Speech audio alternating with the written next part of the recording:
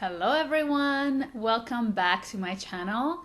I hope everybody's doing really well. So I wanted to make this video in the summertime, and then I was kind of humming and hawing, not really sure if the topic of the video was fitting for my channel. And then as a series of events unfolded, I decided that it is indeed very important for me to talk about this topic.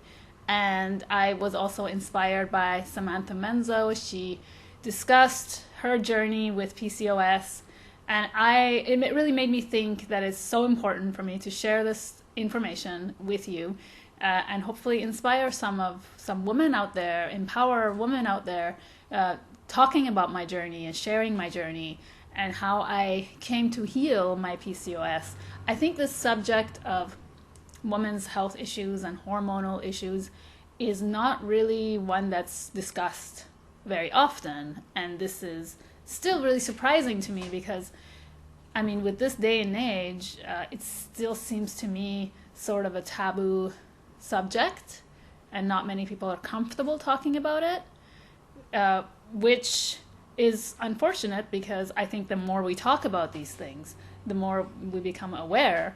And the more awareness we have, the more we feel empowered and we can take charge instead of accepting this fated diagnosis that's never going to get better. So I wanted to kind of talk about my journey with PCOS, and I wasn't sure if this related to my channel, and which is why I wasn't sure if I should post this video, make it. But ironically, my own spiritual journey, the one that I'm currently on, began with a major health crisis. And as I started on my healing journey, I really took inspiration and support and encouragement from other people sharing their journeys, their personal stories and journeys on their channels, which is one of the reasons why I initially began this channel to begin with. I'm going to link the video if you are interested in watching Samantha's video where she discussed PCOS and what she's going through. I'm going to link it in the description menu. And I'm going to start sort of from the very beginning and talk about everything that I've gone through with regards to my hormonal issues. And then up until this point, this last summer, what I discovered and how illuminating that was. And hopefully that message will be inspiring for some of you out there as well. So ever since I began my menstrual cycles at the age of 14, I suffered with really great and horrendous menstrual cramps. I remember I was even on prescription medication for pain, the kinds that they usually give to women delivering children, and it didn't even do much. I would be spending days of every cycle crying and screaming by myself in pain, sometimes on the floor, begging for it to stop. So ever since my periods started at 14, I had really heavy periods and very painful periods. And then about probably in my early 20s, mid-20s, I started experiencing severe PMS symptoms. So everything you can imagine as far as mood changes and shifts, like extreme depression, lots of pain, of course, cramps, and pain in my joints, headaches, digestive issues, just basically everything on the list I was suffering through in my 20s. And then about, I think, just my mid to late 20s, I started missing my periods. And there was a time when I didn't get my periods for, I think, a year, almost a year, I did not get a period. And so I thought that, well, even though it's kind of nice not having my cramps, it was a concern. I should check it out. So I went to a gynecologist. They did some ultrasounds, and they found that I had something called PCOS. If you're not familiar with it, basically that stands for polycystic ovary syndrome. So on your ovaries, you have multitude of cysts that can't be removed surgically because there's just way too many of them. So as a symptom of this, having this, which a lot of times in my case, it's genetics, because on my dad's side, all the females on my dad's side, they all have it. And so as a symptom of that, you get very painful periods, and you also get other side effects which didn't really show visibly with me, and one of them was weight gain. So I've always been fairly slim as a body type, and so when the doctors saw me just by visually looking at me, they didn't really think I had PCOS until it showed up in the ultrasound. So I was, I guess, an exception, a rare exception. Although that, I link it back to what I'm going to be talking about. So I also had, in my, I think, late teens, I started feeling a lot of symptoms of hypoglycemia, where my sugar levels would drop constantly. So I'd be feeling like passing out, or I would pass out sometimes, and I would always have to carry something on me, like snacks on me, because I was always feeling like, oh my God, if I don't eat, I'm going to pass out. So I never went from normal to hungry. I just went from normal to almost passing out, like have to eat 911 kind of thing. So I always had to carry stuff on me, and this eventually got worse and worse with time. And then when I started missing my periods, this hypoglycemic symptoms were getting really bad. So when just backtracking, when I got the diagnosis for PCOS, when I went to that gynecologist, as soon as the results came, she met up with me, and she said, just like that, she said, okay, so you have something called PCOS. What this means is that you are susceptible to probably having cancer in the endometriosis lining, and that you'll probably have a hard time getting pregnant. So I just started crying when she said that. I just started bawling my eyes out. And then she, calmed me down. She said, don't worry about it. It's not serious. You're not, you can do stuff. You can do something about it. So the thing that they suggested that I do about it, and it wasn't just this gynecologist, it was 3 other gynecologists that I saw later on after that point in the future, was to give me birth control pills. And I've always been very sensitive to the birth control pill. And I've tried many different kinds. So they put me on so many different ones, and I was having crazy reactions. Like I would literally be vomiting all night long on some of these birth control pills. Literally felt like there was poison in my body, just vomiting. And I mean, it's hard to believe, but I actually have witnesses watching me all night vomit from taking the birth control pill. And I tried so many different kinds, and finally there was one kind that kind of was okay for me, but it made me bleed heavily. I think bleeding like every week on this one, and then they gave me another one which did the same thing. I was just exhausted, bleeding all the time. And then she tried a whole bunch of other things. Like, I'm not going to go too much into detail about it, but basically my body rejected all of this stuff. And as it turns out, which later on I discovered, I'm estrogen dominant, which I think, don't quote me, but I think that's also a symptom of PCOS or issues like this, is that estrogen dominant can just be very problematic in many ways. So, which is another reason why my body was rejecting the estrogen, and also that I'm hypersensitive in general to drugs, and they told me that my hormone receptors are sensitive, so they're not accepting the drugs. And then I met one really nice doctor who actually told me that it's actually good that I'm sensitive to it, because this stuff is poison. That's what he said to me. He said, this stuff is just very toxic. It's not good for you. So in a way, be thankful that you're sensitive to it. It's better that you're not taking it. So anyway, I decided, okay, well, at the same time, I decided I'm just going to leave that. And then I decided, because of my hypoglycemic symptoms, which to me were separate, and they are related, which I'll get into. I have to tell you the whole story, because then the end of it is what really will illuminate my point. So then I decided that because I was having these sugar drops all the time, what I should do is just pretend I'm diabetic. and just follow, like strictly follow a low glycemic diet, just like I would if I was diabetic. The doctors told me, different doctors, that basically I was pre-diabetic. So if I take care of my diet, then I can prevent becoming diabetic in the future. But if I don't, then I'll probably be diabetic because I have it also in my genes pretty strongly. So here I was thinking that, these two things are separate. I have my hormone issues, and then I have my hypoglycemic issue to take care of. So I'll just take care of my hypoglycemic issue.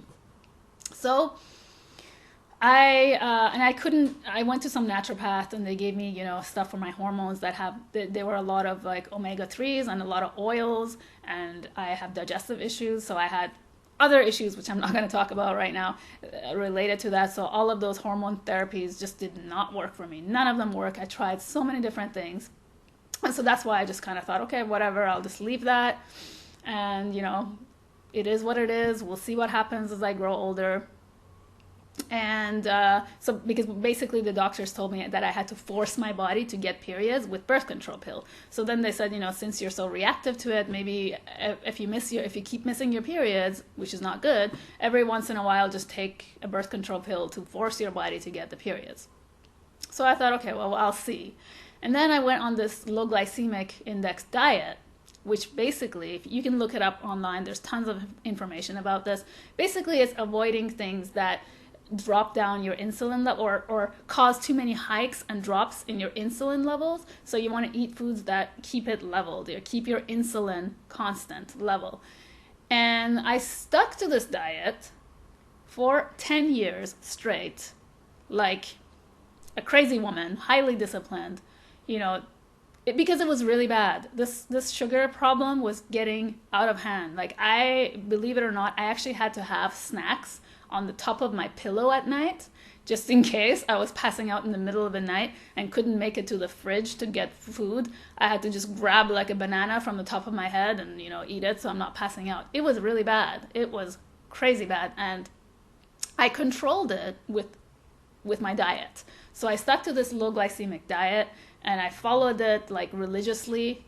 And then years down the road, like literally 10 years later, I noticed that my sugar levels weren't really dropping the same anymore, that I became almost like normal people, that I could go out for brunch and not pass out, or I could go for dinners with people and actually eat at the same time as everyone else and not like, be like, I'm passing out, I gotta eat right now. I became more, just more normal that way. And then people around me started noticing it, and they started commenting like, yeah, you haven't had the sugar drops anymore. They haven't noticed it. And then last year I had these pains in one of my ovaries, and I thought maybe I should go check them out because my friend told me I should check them out. So then I went to the doctor. We did an ultrasound, found a polyp that had to be surgically removed, and that was a surgery that I did this past summer. I talked about it in a video very quickly. So then, I think that was in June, I went to see a gynecologist. I hadn't gone to one in a few years.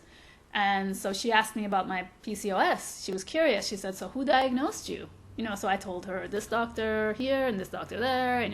They found it in ultrasound. And she was kind of just, looking and asking. And then she told me, yeah, because you actually don't have PCOS. You don't have PCOS anymore. And I was like, what? I literally told her, I said, you mean I healed myself? Did I heal my PCOS? That's what I told her. And she was really like quite happy about it. She said, yeah, you did. What did you do? So then I said, well, I didn't do anything. The only thing I know is that I went on this low glycemic diet, like strictly on this low glycemic diet. And that's when I started noticing that my periods were coming back. I started getting my periods again when I went on that diet. After about 6 months or so, I started getting periods, which were kind of still really, very intense, not normal ones, really, really crazy, painful, horrible ones. But then it started to tone out a little bit over time, and then I was getting my periods like on the dot, on time, exactly when they were supposed to come, like clockwork. And so I told her, I said, all I did was go on this low glycemic diet. And she said, well, that's good because you did the right thing, because PCOS is insulin resistant. And I thought, what? Nobody ever told me that. The gynecologist didn't tell me that. I had a really hard time researching any information online about it. I think there was just a few videos on it. Even still today, there's not much information on PCOS. There's only a very, very small amount, and it's limited. And usually people that talk about it in so many different angles. So I remember hearing that it was insulin resistance probably like a couple of years ago, but I didn't really put the two and two together. So basically, I healed myself with diet. So I healed myself with food. That simple. Gone. I had hundreds of cysts covering my ovaries, and they are all gone. So she congratulated me. Funny thing is, though, none of these gynecologists ever told me that I should go on this diet. They never told me that I can actually get rid of it, because I guess they just don't believe, the Western medicine system is not geared towards healing. It's geared towards selling you drugs so that they can cure the symptoms. And they drill it into your head that this is your diagnosis and this is what you need to do about it. Take these toxic, poisonous pills. I'm not against pills, by the way. I just want to say that I'm not against medicine. I'm not one of those people who is completely one way or the other. I think there's a reason why we have medication, and it really helps sometimes for many, many people, for me included. Like, it just depends on the person. It depends how you use it. I'm definitely not against drugs. I just wanted to let you know that for the record. But if your body is not agreeing with a drug, your body is telling you that's not good for me for whatever reason. But that's not what the doctors understood, except for that 1 out of 50 doctors that I saw who told me that it's actually good that my body is sensitive to it because it's bad for me. But most of the doctors, even today, even the one that I just saw in the summertime, when she saw that I am healed from it, she was even still trying to push the Nova ring to me, even though I told her that I just don't, I've tried all these different hormonal things and they never worked for me. She's still trying to push it for me because she thought, it's convenient since you are in a relationship. It'll be, blah, blah, blah, the whole story. But then I never went back to her because I'm not doing that again. I'm not doing that. Like, I just don't have really a reason to do that to my body right now. I have other ways of taking care of, using birth control. Anyway, so I wanted to just say, can you believe? Did you hear what I said? Can you believe that I healed? All these cysts are gone completely. And what does that say? What does that tell us? Well, it tells me that, look, food is medicine.